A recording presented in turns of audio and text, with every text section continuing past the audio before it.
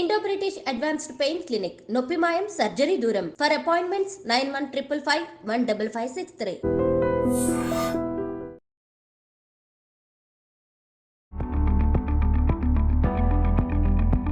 నా ఓపీకి వచ్చి చాలామంది అడుగుతూ ఉంటారు పేషెంట్స్, సార్ బలానికి ఏదైనా మందు రాయమని చెప్పి. జనాల దృష్టిలో ఏంటంటే మల్టీవైటమిన్స్ అనేవి బలానికి సంబంధించినటువంటి మందులని. కానీ ఇందులో ఎలాంటి నిజం లేదు. మల్టీవైటమిన్స్ అంటే ఏంటి? పేరులోనే ఉంది. మల్టీ అంటే రకరకాలైనటువంటి, పలు రకాలైనటువంటి. వైటమిన్స్ అంటే వైటమిన్స్. ఈ యొక్క మల్టీవైటమిన్స్ అని చెప్పి ఏదైతే అమ్ముతూ ఉంటారో వాటిలో మినరల్స్ కూడా ఉంటుంటాయి. ఒకసారి కాల్షియం సప్లిమెంట్స్ ఉంటాయి, ఒక్కోసారి ఐరన్ సప్లిమెంట్స్ ఉంటాయి, జింక్ ఉంటుంది కొన్నిసార్లు. సో వీటన్నిటిని కలిపి మల్టీవైటమిన్స్ కింద మార్కెట్లో అమ్ముతూ ఉంటారు. అంటే విటమిన్స్ అండ్ మినరల్స్ రెండింటినీ కలిపి మల్టీవైటమిన్స్ కింద అమ్ముతూ ఉంటారు. చాలామంది ఏమనుకుంటారంటే ఇవి తీసుకుంటే చాలు మనకు శక్తి వచ్చేస్తుంది, బలం వచ్చేస్తుంది అని చెప్పి అనుకుంటారు. నీరసంగా ఉంది డాక్టర్ గారు, ఏదో మల్టీవైటమిన్ రాయమని చెప్పి అడుగుతూ ఉంటారు. కరెక్ట్గా కనుక చూసినట్లయితే ఈ మల్టీవైటమిన్స్ వల్ల మంచి కన్నా చెడు ఎక్కువ జరుగుతుంది ఎవరిలో? ఆరోగ్యవంతుల్లో. ఎందుకు?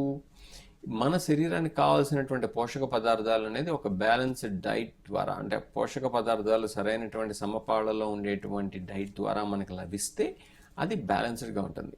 అప్పుడు మన శరీరం ఎంతవరకు దానిలో ఉంచుకోవాలి, ఎంతవరకు బయటికి పంపించేయాలి అనేది అదే డిసైడ్ చేసుకుంటుంది.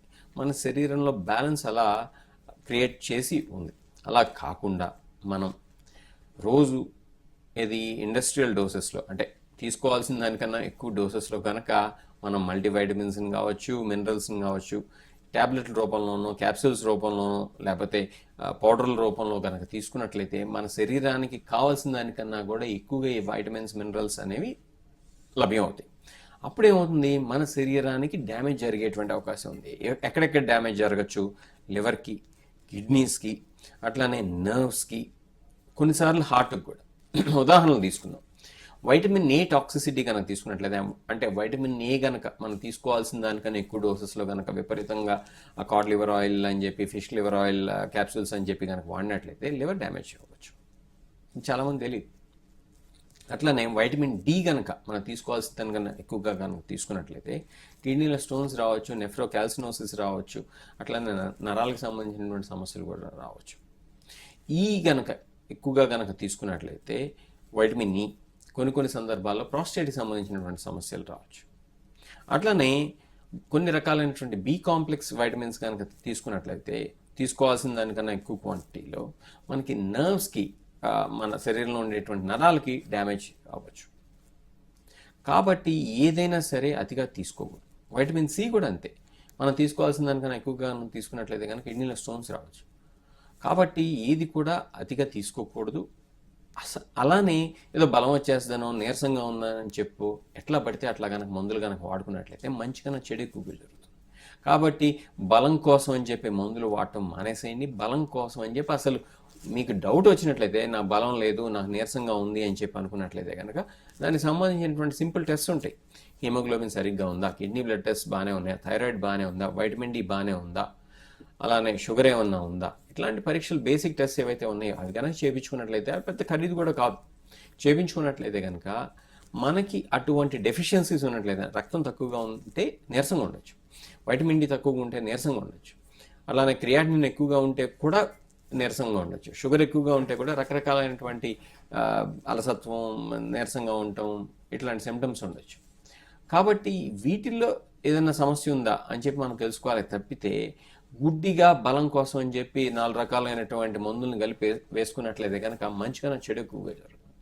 ఈ విషయాన్ని మనం తెలుసుకున్నట్లయితే ఈ యొక్క బలం కోసం మందులు వాడటం అనేటువంటి బలహీనత ఏదైతే ఉందో దాని నుంచి మనం దూరంగా వెళ్తాం.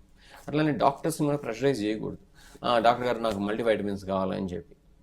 మనం కోవిడ్ అప్పుడే కనుక చూసుకున్నట్లయితే ఇమ్యూనిటీ పేరుతో రకరకాలుగా కొన్ని 100 కోట్ల మల్టీవైటమిన్స్ ప్రజలు వాడారు. వీటి వల్ల మంచి ఎంత జరిగిందో నాకు తెలియదు, కానీ చెడు అయితే కనుక తప్పకుండా జరిగి ఉంటుంది. ఉదాహరణకి ఇమ్యూనిటీ పెరిగిపోద్దని చెప్పి వైటమిన్ సి ట్యాబ్లెట్స్ వాడేవాళ్ళు. వైటమిన్ సి ట్యాబ్లెట్స్ ఎందుకండి నార్మల్ ఇండివిజువల్కి? సిట్రస్ ఫ్రూట్స్ అంటే మనం నిమ్మ రసం, లేకపోతే మనం బత్తాయిలు, లేకపోతే ఇట్లాంటివి మనం కనుక వాడుకున్నట్లయితే కనుక సిట్రస్ ఫ్రూట్స్ని అసలు మనకు కావాల్సినటువంటి వైటమిన్ సి లభిస్తుంది. మనకి ఈ వైటమిన్ సి ట్యాబ్లెట్స్ అవసరం ఏముంటుంది? ఉండదు. సో నార్మల్ ఇండివిజువల్కి ఈ మల్టీవైటమిన్స్ అవసరం అనేది ఉండదు. అలా కాకుండా ఐసీయూలో ఉండో లేకపోతే చాలా కాలంగా మాల్నరిష్మెంట్తో బాధపడుతున్నటువంటి వాళ్ళు, అట్లాంటి వాళ్ళకి కొన్ని సందర్భాల్లో మనం మల్టీవైటమిన్స్ ఇవ్వాల్సినటువంటి అవసరం ఉండొచ్చు.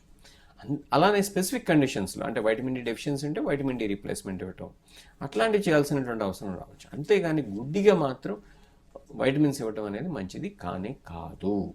కాబట్టి ఈ విషయంలో ప్రేక్షకులు ఈ విషయాన్ని తెలుసుకుని సరైనటువంటి జాగ్రత్తలు పాటిస్తారని చెప్పి నేను భావిస్తున్నాను.